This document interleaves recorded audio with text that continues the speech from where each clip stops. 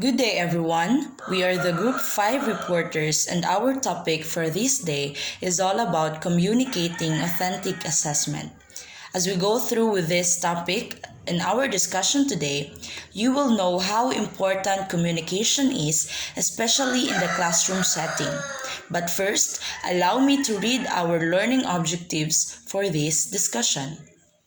At the end of this discussion, students should be able to understand what is communication and why people communicate, learn the power of communication and how to utilize it effectively, apply strategies to communication assessment results to students and parents. Now, let us discuss first what is communication. So when we say communication, it is the giving, receiving, or exchanging ideas, information, signals, or messages through appropriate media enabling individuals or to express emotions. So when we say communication, it is the way through connecting towards other people where someone gives the information and someone receives the information that was being given. So communication is very important, especially in the classroom setting, because through this, the teacher can share or express his or her ideas towards his or her students. And also the students will receive those information as their new learnings. So vice versa, students can also share and express their opinions because they are permitted to share their opinions inside the class. And also the teacher will receive those ideas, information as his or her basis if the students learn something from the discussion. Now let's proceed to authentic assessment. So what is authentic assessment? It is a form of assessment in which students are asked to perform real-world tasks that demonstrate meaningful application of essential knowledge and skills. We already know that authentic assessment is also known as learning by doing, which means students demonstrate the task in reality. Like for example, dancing festival dance in PE class, reportings, and oral participations are part of authentic assessment. In other terms, authentic assessment is a form of assessment that the students will get to experience the task in action. Communicate authentic assessment result is very essential in providing quality education.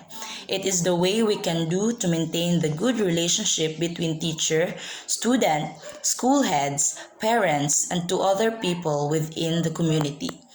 So as we can see, communication is very important when connecting not just towards other people, but also in the school setting. It is also important to connect with the parents, school heads, and of course, the students. It is our way to have a good relationship to the parents, of course, of the students.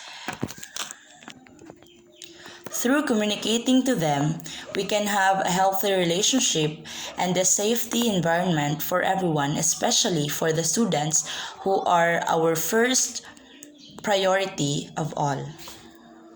Communicate authentic assessment result has three components, and that is effective communication, portfolio as communication media, and grading and reporting.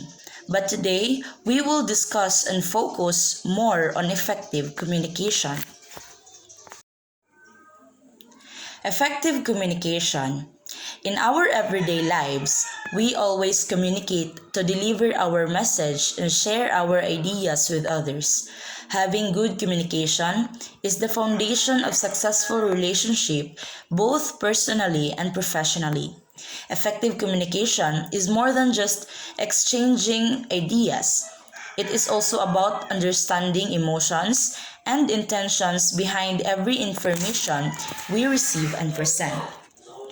So effective communication Communication, it is not just all about giving and receiving information, expressing and sharing our ideas towards other people, but we also need to understand what information we receive and what information we will give towards other people. Because through communication, we can also create misunderstanding because we did not understand those informations. Remember, many died because of misunderstanding. So better be careful and choose to understand always and in all ways. So to have an effective communication, we will answer these three questions. What is communicate? Why communicate? And how to communicate? First is what is communicate? So as I've said earlier, communicate is all about receiving ideas, giving information, sharing opinions, expressing yourself towards other people. So that is communicate. What is communicate? So as I've said earlier, communicate is all about receiving ideas, giving information, sharing opinions, expressing yourself towards other people. So that is communicate. What is communicate? Communication is a process of exchanging information. It involves one sender that encodes a message and the recipients or receiver that decodes the message. So we've already discussed that earlier. And now let's proceed to the categories of communication. There are a lot of ways on how we communicate towards other people. Yes, it can be verbal communication. When we say verbal communication, an interaction that involves vocalizing the thoughts of a sender through face-to-face, telephone, radio, or television, and other media. So when we say verbal communication, it is a kind of communication where you need to speak face to face or telephone, radio or television and other media. You speak verbally. That is the verbal communication. Second is the non-verbal communication. So when we say non-verbal communication, it is an interaction that uses body language, sign language or gesture communication. Verbal communication is a form of communication that it does not involve speaking, but they use body language, sign language, or gesture communication. Like for example, for those people who can't speak or those people that are deaf, they use sign language as their way of communication. So that is non-verbal communication. Third is written communication. Written communication is a type of communication that express their thoughts or information through writing or typing a letter, email, posting status on social media, books, magazine, messenger, and SMS. So written communication is like for example, we chat on the messenger. That is the type of written communication. We post status on our Facebook to give awareness into other people. That is also one of the example of written communication. One also example is that is before where telephones, mobile phones are still not existing. They use written communication as their way of communication through writing a letter and send it into the mailbox. They wrote a letter for their loved ones as their way of communicating to them because mobile phones, texts are not available during those times.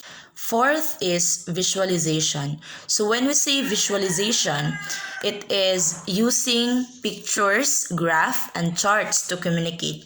So visualization, so we all know that not everyone can understand verbally, especially in a classroom setting. If someone or the teacher is discussing, he or she knows that his or her students cannot understand through verbal alone, but they also need visuals. So what the teacher is going to do is he or she will have a visual aids for the students, enable for the students to understand better than verbal.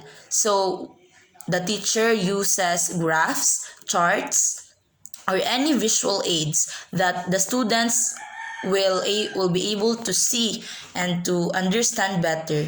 So that is visualization. Why communicate? Communicating is one of the activities that people do in their daily lives. According to General 2010, communicating can influence us in any circumstances as it brings out changes in our personalities or attitudes. Since through communication, we can express our own thoughts, our own ideas, and we can easily give or collect information from others. And it can influence us on how we view or how we interact with the society. There are general objectives of communication, which is these are the reason why we communicate. First is to persuade. We persuade others to agree on our own ideas, our own thoughts, or proposal. Next is we communicate in order to give or provide information and to receive information as well as to seek information. And then we communicate in order to express our thoughts, feelings, and emotions, in order to build relationship and trust, and we communicate in order to figure out what data has to be delivered or collected. Next is how to communicate. When managing message quality, this is how we should communicate. First is clear purpose. As a students, when we message our instructor, we follow certain etiquettes or formats on how to properly message them. That same goes to the teacher. The teacher must ensure that the message he or she provided to the students is clear and concise. And the teacher must ensure that the message is easily understandable by the students to avoid confusions or misunderstanding. Next is full and complete messages. So, as a future educator, when you message your students, you should make sure that your message is concise yet complete. You should make sure that all the relevant details is included in your message to avoid confusion to the students. Number three is reinforcing the message. Body language is important in communicating. For instance, maintaining eye contact is important when you discussing something to the students. You should maintain eye contact and use appropriate gestures and expressions in order to evoke the interest of the students as well as help them focus more on the discussion. Next is this is how we should communicate in managing interpersonal dynamics. So, interpersonal dynamics, this is how you communicate to other people. When you communicate, you should always be respectful because it is important. You should maintain, use friendly words and friendly gestures or appropriate gestures to help them not to be offended. Next is to be clear. You should be clear with your messages to avoid confusion. And then feedback. You should provide feedback to help them understand you more.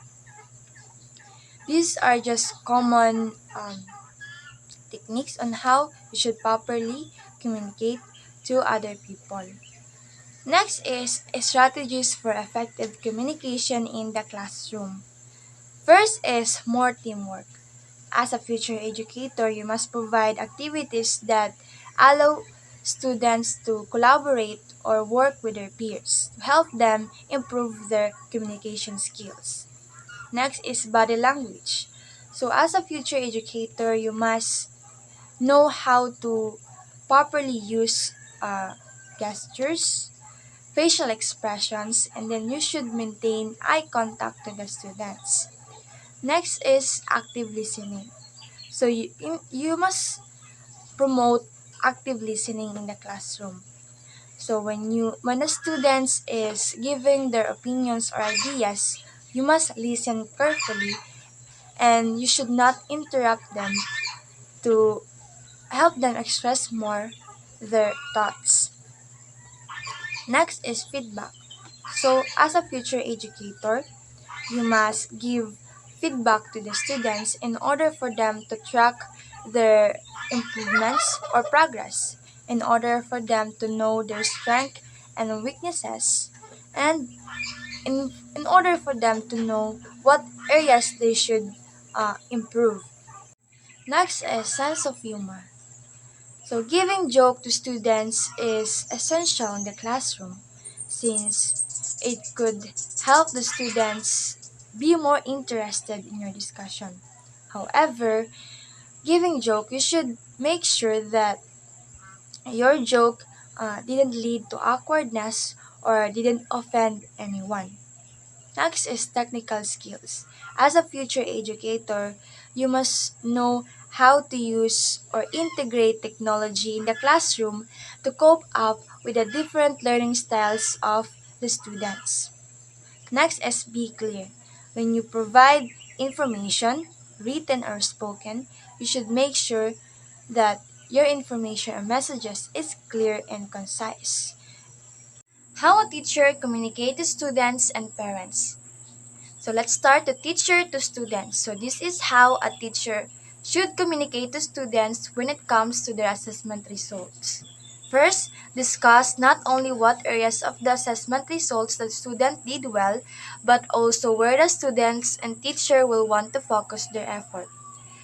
Then, teachers are encouraged to communicate assessment results with students, whether favorable or bad. So in this area, when it comes to communicating the assessment results to the students, the teacher should not only focus on the strength or achievements of the students, but also the teacher should also tell to the students their the areas that they need to improve.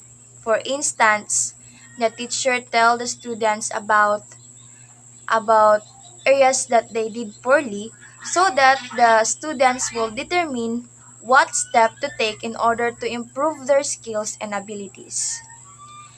Hence, with this strategy, the students could uh, achieve greater results at the end of their learning experiences.